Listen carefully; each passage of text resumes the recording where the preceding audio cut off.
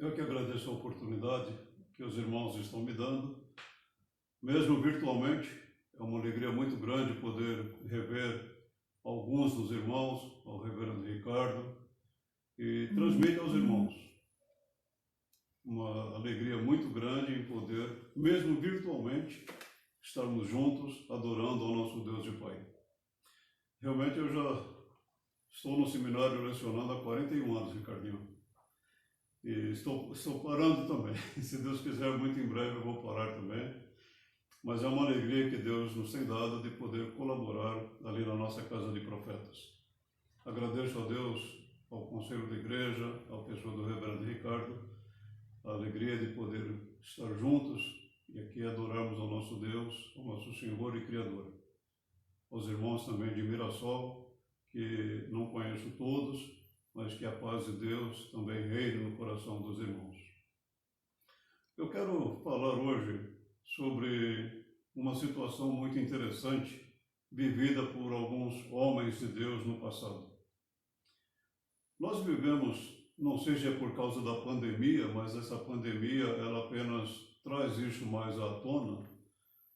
Vivemos momentos em que nós olhamos as pessoas fazendo coisas absurdas, não? Coisas que a gente acredita porque você vê, sabe porque você realmente, aliás, acredita porque você sabe, vê, presencia, mas você fica como que pasmado diante de uma coisa assim, como é que isto pode ser feito?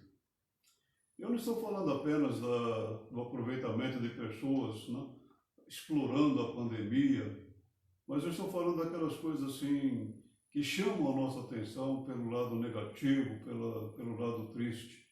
Mas é em meio a uma situação como esta que nós, como filhos de Deus, somos chamados para testemunhar realmente. Eu falei há pouco de coisas absurdas, mas você já parou para pensar no seguinte: um rei, ele ameaçou de morte todos os seus feiticeiros, os seus agoureiros, os seus magos, porque ele esqueceu de um sonho e isso o incomodava tremendamente. E o que é que ele queria? Ele queria que os magos, os feiticeiros, lembrassem do seu sonho e lhe dessem a interpretação. É algo que realmente eu acredito que ninguém fez na história, né? Mas um rei chamado Nabucodonosor fez. E é sobre a passagem de Daniel, capítulo 2, dos versos 13 a 23, que eu quero expor aos irmãos nesta noite. Eu uso a versão chamada NVI, Nova Versão Internacional. Eu peço aos irmãos que acompanhem a leitura. Daniel, capítulo 2, versos de número 13 a 23. E assim foi emitido o decreto para que fossem mortos os sábios. Os encarregados saíram à procura de Daniel e dos seus amigos, para que também fossem mortos. Arioque, o comandante da guarda do rei, já se preparava para matar os sábios da Babilônia, quando Daniel dirigiu-se a eles com sabedoria e bom senso. E ele perguntou ao oficial do rei: por que o rei emitiu um decreto tão severo? Arioque explicou o motivo a Daniel. Diante disso, Daniel foi pedir ao rei que lhe desse um prazo e ele lhe daria a interpretação. Daniel voltou para casa, contou o problema aos seus amigos, Ananias, Misael e Azarias, e lhes pediu que rogassem ao Deus dos céus, que tivesse misericórdia acerca desse mistério, para que ele e seus amigos não fossem executados com os outros sábios da Babilônia. Então, o mistério foi revelado a Daniel de noite, numa visão. Daniel louvou o Deus dos céus e disse: louvado seja o nome de Deus para todos sempre. A sabedoria e o poder a ele pertencem. Ele muda as épocas e as estações, destrona reis e os estabelece, dá sabedoria aos sábios, e conhecimento aos que sabem discernir. Revela coisas profundas e ocultas, conhece o que jaz nas trevas, e a luz habita com ele. Eu te agradeço e te louvo, ó Deus dos meus antepassados. Tu me deste poder, tu me deste sabedoria e poder, e me revelaste o que te pedimos. Revelaste-nos o sonho do rei. Quero falar com os irmãos e pensar assim, vencendo através da oração. Certamente você passa momentos difíceis em sua vida. Momentos de inquietações, momentos de perturbações, ou às vezes até mesmo momentos de profundas angústias. O que você faz num momento como este? Daniel e seus amigos, quando se viram em um perigo iminente de morte, eles se reuniram e oraram a Deus. E eles oram a Deus de uma forma simples, mas ao mesmo tempo instrutiva para todos nós. Não vamos nos esquecer que a ordem do rei era clara. Se os magos, os feiticeiros, os encantadores não lembrassem ao rei o sonho dele e não revelassem e não interpretassem o sonho, todos seriam mortos. Quando Daniel sabe disso, o que é que ele faz? Ele reúne os seus 3 amigos e juntos oram a Deus. Mas sabe, uma coisa que me chama a atenção nessa passagem, embora nós não tenhamos lido todo o capítulo 2, é que os magos, os feiticeiros, os encantadores, os sábios, não oraram aos deuses deles pedindo isso. Por quê? Por que que Daniel e seus amigos, a primeira coisa que fazem é se reunir para orar a Deus? E os magos não fazem isto. Com toda a certeza, não valeria realmente orar, pois nós sabemos que não há Deus, como foi cantado agora há pouco, não há Deus como o nosso Deus. Deus poderoso, Deus maravilhoso, Deus que sonda e conhece o coração de todos e Deus que conhece todas as coisas. Mas vamos pensar no texto e pensar assim também. A ameaça da morte era séria. O rei teve um sonho, nem ele mesmo se lembrava do sonho, e isso inquietava o rei. Mas é interessante observar que inquietava mais ainda aos magos, aos sábios, porque eles sabiam que jamais poderiam atender ao pedido do rei. E o rei realmente disse que todos morreriam. O rei respondeu aos astrólogos: esta é a minha decisão. Se vocês não me disserem qual foi o meu sonho e não o interpretarem, farei que vocês sejam cortados em pedaços e que as suas casas se tornem em montão de entulhos. A reação dos magos era mais natural. Eles dizem ao rei: o que o rei está pedindo a nós é algo impossível. E eles até mesmo dizem assim: o que o rei está pedindo é difícil demais. Ninguém pode revelar isso ao rei, senão os deuses, e eles não vivem entre os mortais. É interessante essas palavras desses homens aqui, dos astrólogos, porque eles estão reconhecendo, não existe Deus realmente que conhece todas as coisas. E eles mostram que há uma distância real, uma distância que não pode ser vencida entre os deuses e aqueles que os seguem. Diferente do nosso Deus. Agora há pouco nós oramos a Deus para invocar a presença do Senhor. Nós oramos a Deus confessando os nossos pecados, sabendo que Deus ouve, que Deus responde às nossas orações.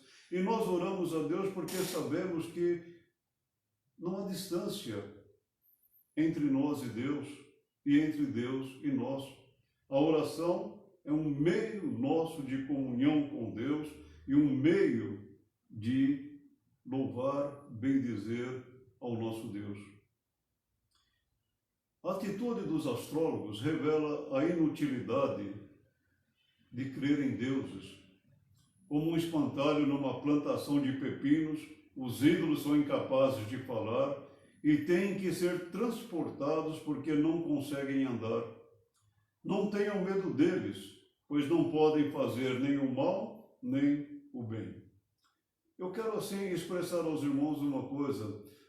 Aquelas pessoas que adoram deuses são pessoas que precisam demais ouvir o verdadeiro Evangelho. São pessoas que estão muito longe de compreender quem é Deus, a natureza de Deus, o ser de Deus. São pessoas que se apegam a deuses que elas criam, que elas imaginam.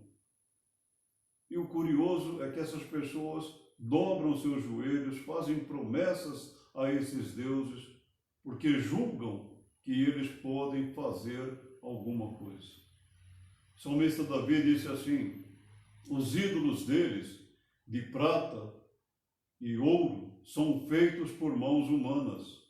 Têm boca, mas não podem falar. Olhos, mas não podem ver. Têm ouvidos, mas não podem ouvir. Nariz, mas não podem sentir cheiro. Têm mãos, mas não podem apalpar. Pés, mas não podem andar. É interessante Davi dizer isso no Salmo 115, porque ele está atribuindo aos ídolos tudo aquilo que um ser humano tem. A única diferença é que o ser humano, ele pode andar, pode falar, pode ouvir, ele pode se comunicar, ele pode se locomover diante dos ídolos deles, que se alguém não tirar do lugar, fica ali. Davi está, portanto, mostrando que os deuses não existem. A palavra de Deus está mostrando que deuses não existem. Por isso, nós não podemos temer.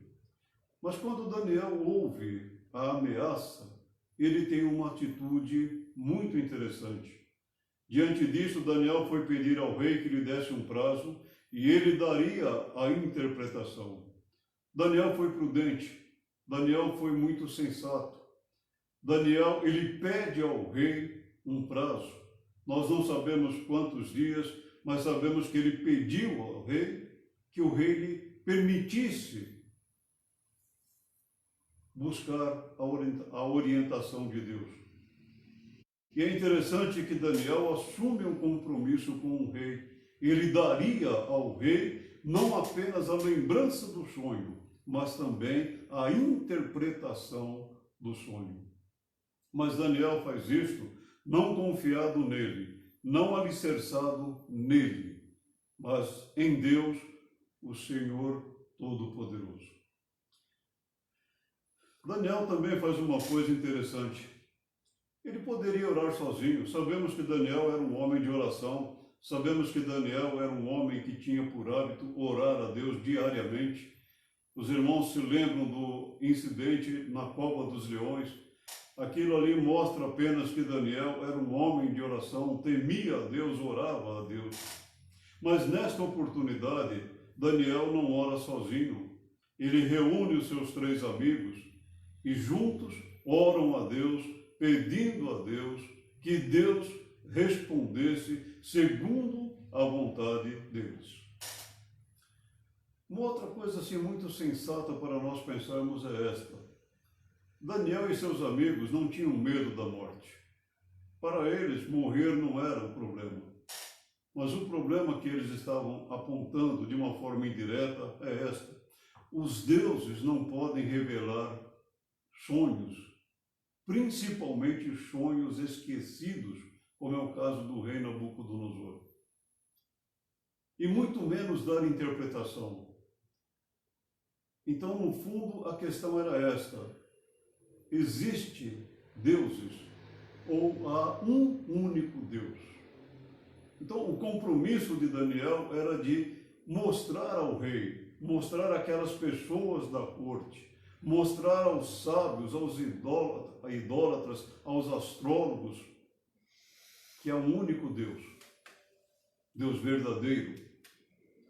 Daniel, então, ele e os seus amigos reúnem-se e oram a Deus. A oração deles pode ser vista no verso 18. E lhes pediu que rogassem ao Deus dos céus que tivesse misericórdia acerca deste mistério, para que ele e seus amigos não fossem executados com outros sábios, os outros sábios da Babilônia. Eles pedem a Deus que Deus revelasse o sonho esquecido de Nabucodonosor e que Deus lhe desse a interpretação. Embora não fossem culpados de nada nesse momento, eles pedem a misericórdia de Deus. Eles não queriam morrer como os demais, sem dar um testemunho verdadeiro a respeito de Deus. No capítulo 1, eles já haviam passado uma situação difícil e Deus deu a eles toda a orientação. Depois, no capítulo 3, os 3 amigos de Daniel enfrentam um momento difícil, que é a fornalha de fogo ardente aquecida 7 vezes. Capítulo 6, Daniel também enfrenta um outro perigo, que foi quando lançado na cova dos leões. Portanto, o problema deles não era medo da morte, mas eles desejavam verdadeiramente que a Babilônia, o rei Nabucodonosor, aquela sociedade corrompida e pervertida pelo pecado, soubesse que há um único e verdadeiro Deus. O que eles estavam pedindo a Deus era isto, que Deus manifestasse ao mundo que é um único e verdadeiro Deus. O Senhor que é Criador dos céus e da terra e de tudo aquilo que existe. Mas é importante pensar também a respeito do seguinte: eles oram a Deus, mas a que Deus eles estão orando? Esta colocação eu faço pela seguinte razão. Hoje a palavra Deus é uma palavra desgastada. Se você olhar no dicionário, a palavra Deus vai dizer que é um ente superior, é um ser supremo e nada mais. A definição de um dicionário, em momento algum, nesse sentido, nos ajuda para conhecer Deus. Conhecemos a Deus pela sua palavra revelada, conhecemos a Deus pelo seu Filho, o Senhor Jesus Cristo. E é importante para nós pensar assim, quando eu oro, quando você ora, quando nós oramos a Deus, nós sabemos a quem é que estamos orando de fato? Nós sabemos o Deus a quem estamos colocando-nos de joelhos diante dele? Veja o que Daniel diz nos versos 20 a 23. Louvado seja o Deus, seja o nome de Deus para todo sempre. A sabedoria e o poder a ele pertencem. Ele muda as épocas e as estações. Destrona reis e os estabelece. Dá sabedoria aos sábios e conhecimento aos que sabem discernir. Revela coisas profundas e ocultas. Conhece o que jaz nas trevas e a luz habita com ele. Então Daniel agradece.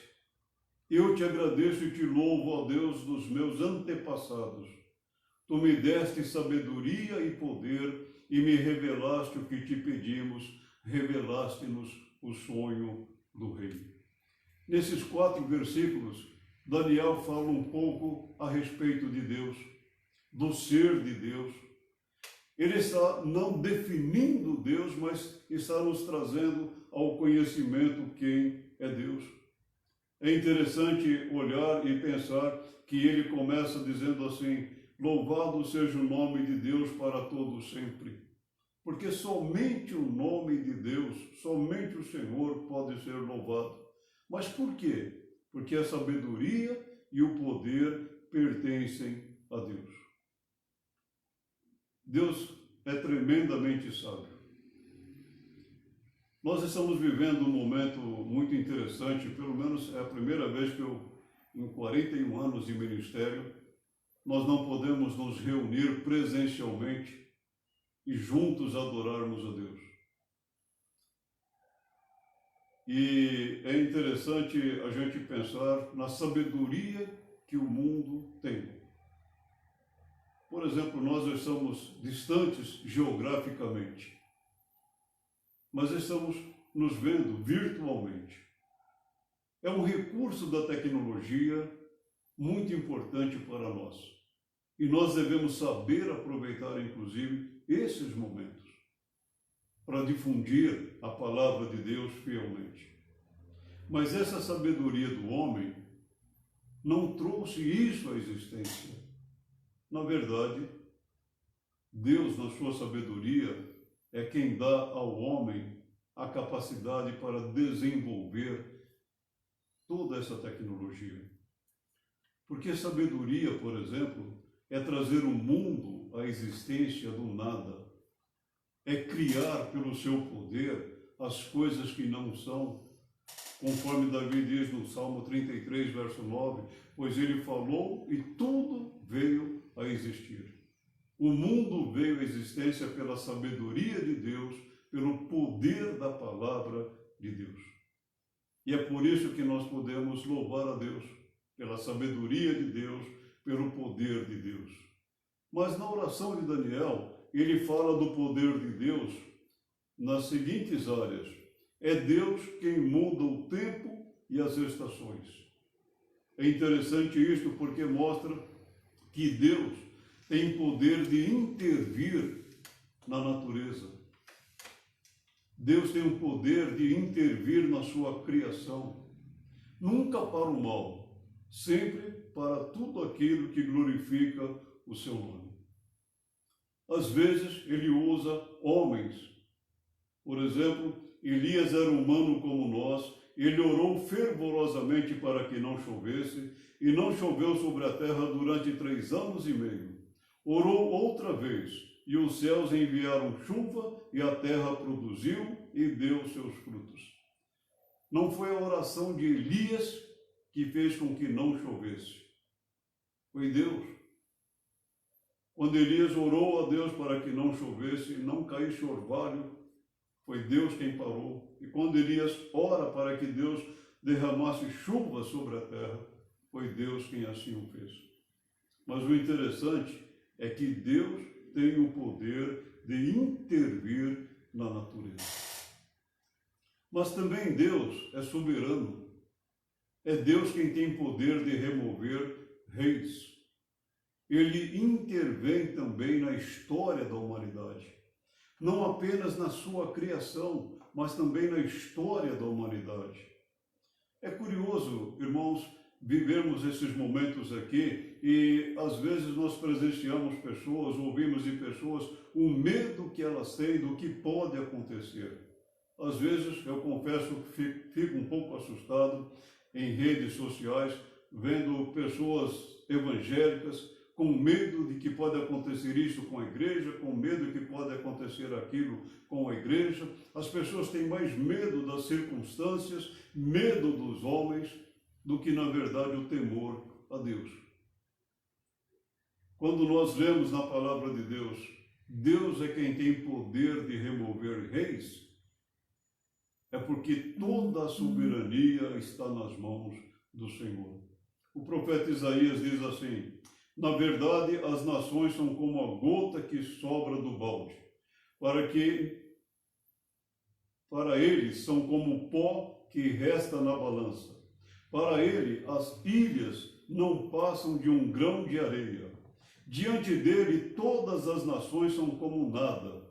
Para ele, são sem valor e menos que nada. Olha como Isaías compara as nações diante do poder de Deus. São como gota que sobra num balde, ou como um grão de areia que sobra na balança. Eu vou desafiar você a fazer a seguinte experiência. Quando você for tomar água, não enche o copo, derrame apenas uma gota no copo. Vai aparecer? Pense no que Isaías está dizendo. As nações são como nada diante do poder de Deus. Por isso é que não há razão para nós temermos os homens, mesmo que eles estejam agindo de forma impiedosa, perseguindo a igreja de Deus. Não vamos ter medo deles, porque Deus, na verdade, tem poder de agir sobre as autoridades, intervir na história da humanidade. E ele não faz isso pelo capricho, ele faz isso pela sua sabedoria, pela sua soberania. Deus é quem dá sabedoria aos homens. Você conhece bem aquela passagem de Salomão, quando ele pede a Deus em sonho que Deus lhe desse a sabedoria. E é interessante, porque Salomão pediu alguma coisa que não fosse bens, que não fosse um reino maior, que não fosse glória ao seu nome. O que ele pede é isto a Deus: dá, pois, ao teu servo um coração cheio de discernimento para governar o teu povo e capaz de distinguir entre o bem e o mal. Pois quem pode governar esse teu grande povo? O que falta muito para os nossos líderes, governantes, é sabedoria. Aquela sabedoria que trabalha para o bem do povo, para o desenvolvimento de uma nação de uma forma feliz. É claro, nós sabemos que essa sabedoria vem de Deus. O ímpio não pode ter esta sabedoria. Mas nós, como filhos de Deus, precisamos aprender a buscar do Senhor esta sabedoria. Mas também, Deus é o único que conhece todas as coisas. E Ele conhece todas as coisas desde toda a eternidade. Deus não conhece a medida que elas acontecem. Não. Deus conhece desde toda a eternidade. E é maravilhoso para nós, porque Daniel diz assim, que Deus é aquele que revela coisas profundas. O profeta Isaías diz assim: assim diz o Senhor, o Rei de Israel, o seu Redentor, o Senhor dos Exércitos. Eu sou o primeiro e eu sou o último. Além de mim, não há Deus. Quem então é como eu, que ele o anuncie e que ele declare e exponha diante de mim o que aconteceu desde que estabeleci o meu antigo povo e o que ainda está para vir, que todos eles predigam as coisas futuras e o que irá acontecer. É interessante para nós isto. Nós sabemos o que aconteceu, mas não conhecemos tudo, não conhecemos plenamente. Um exemplo disso é essa pandemia que nós estamos passando no mundo.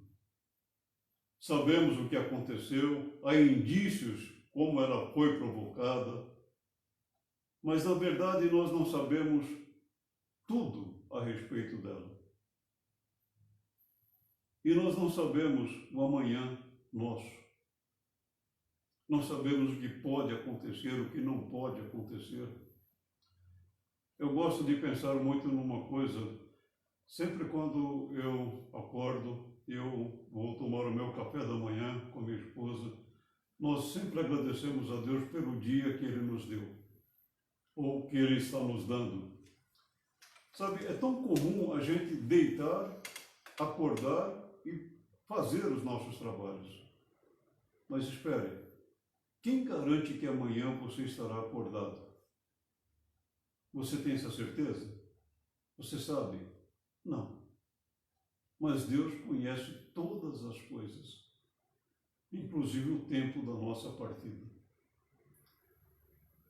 E isso é maravilhoso, porque Deus estabeleceu isso desde toda a eternidade. Por isso que Daniel, ele agradece a Deus. E é interessante que Daniel diz assim: eu te agradeço e te louvo, ó Deus dos meus antepassados. Tu me deste sabedoria e poder e me revelaste o que te pedimos. Revelaste-nos o sonho do rei. Deus deu a Daniel a resposta. Na sequência do texto que eu li aos irmãos, Daniel fala com o rei, dá a interpretação do sonho ao rei, mas é interessante que antes disso Daniel agradece a Deus, louva a Deus, bendiz a Deus, porque Daniel e os seus companheiros receberam de Deus esta bênção tão maravilhosa e tão extraordinária.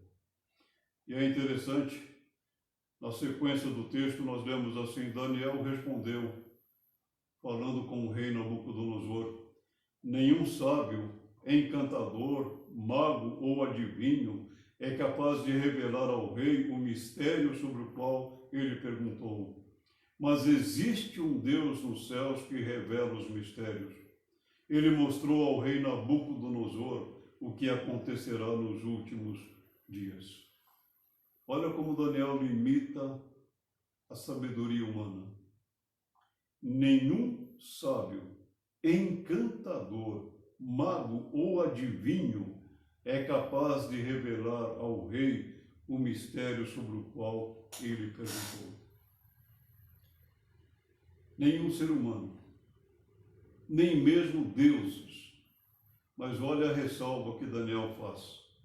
Mas existe um Deus nos céus que revela mistérios. Daniel estava dizendo ao rei Nabucodonosor, aos astrólogos, aos sábios, aos cartomantes da época: só há um Deus, o Deus único e Deus verdadeiro. Aquele que tem poder e reina soberana e sabiamente. Sabemos que para Deus não há impossíveis. Sabemos que Deus realiza a sua vontade soberana, não por coerção, não por imposição, mas porque a vontade de Deus é soberana e Ele reina, Ele age com sabedoria.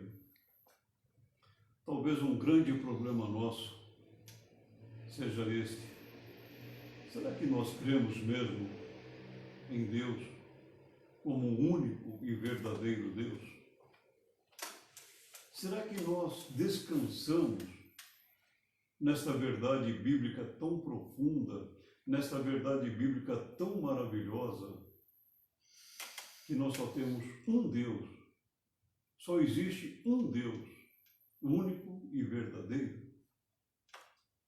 O povo de Israel, quando estava para entrar na terra da promessa, Moisés, no livro de Deuteronômio, relembra a história do povo e ele insta a nação à obediência.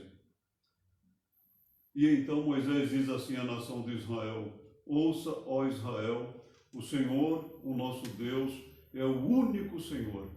Ame o Senhor, o seu Deus, de todo o seu coração, de toda a sua alma e de todas as suas forças. Moisés estava dizendo à nação de Israel: não se esqueçam desta verdade. Só há um Deus, um único Deus. Quero lembrar aos irmãos uma experiência que a própria nação de Israel viveu. Você se lembra de 2 Reis, capítulo 18, de Elias, lá no Monte Carmelo, com os 850 profetas falsos? Profetas de Baal, profetas de Azerá.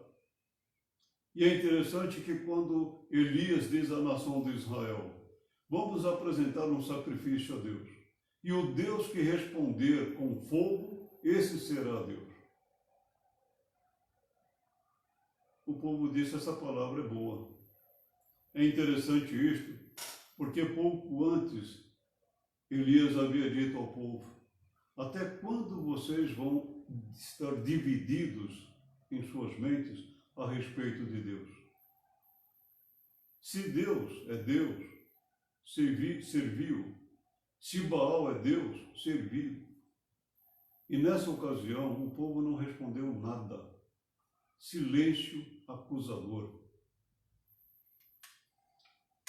E quando Elias diz: quem responder por fogo será Deus, e o povo ainda diz: é boa esta palavra. Por isso é que eu levantei esta questão aos irmãos. Não é tão simples para nós crer que há um só Deus, mas é fundamental para nós descansar nesta verdade maravilhosa. Saber que só há um Deus, Deus que ouve as nossas orações, Deus que responde às nossas orações, segundo a vontade dele e sempre para a glória do seu nome. Nós não somos chamados para revelar sonhos, não. Aqueles que tentam fazer isso hoje estão, na verdade, provocando a Deus. Deus não fala mais através de sonhos. Quando João escreveu Amém no Apocalipse, a inspiração dos livros bíblicos foram encerrados. Então nós temos a palavra de Deus, a revelação completa de Deus. E a nossa posição é esta: é crer na palavra de Deus, como a revelação de Deus. Mas, ao mesmo tempo, é preciso aprender a depender do Senhor Deus. E a oração nos leva a isto, a uma vida de dependência de Deus. Daniel e seus amigos oraram a Deus. Nós não podemos nos reunir agora presencialmente para orar ao Senhor. Mas podemos e devemos orar particularmente. Podemos nos reunir em grupos pequenos para orar ao Senhor e devemos fazer isto. É muito importante. Daniel e os seus amigos oraram ao Senhor diante de uma situação muito tensa e confiaram plenamente no Senhor Deus. Eu quero fazer rapidamente algumas aplicações aqui para nós. Descanse. Se você orar com fé, se você orar para a glória de Deus, se você orar segundo a vontade de Deus, Ele ouve as suas orações. Ele responde às suas orações. E em Efésios capítulo 3, versos 20 e 21, nos dizem que Deus é poderoso para fazer infinitamente mais do que pedimos ou pensamos, conforme o seu poder que opera em nós. Não tenha medo de orar. Ore a Deus. Mas conheça o Deus a quem você está orando. Ele ouve as orações do seu povo quando reunido. Por isso a igreja é chamada a orar.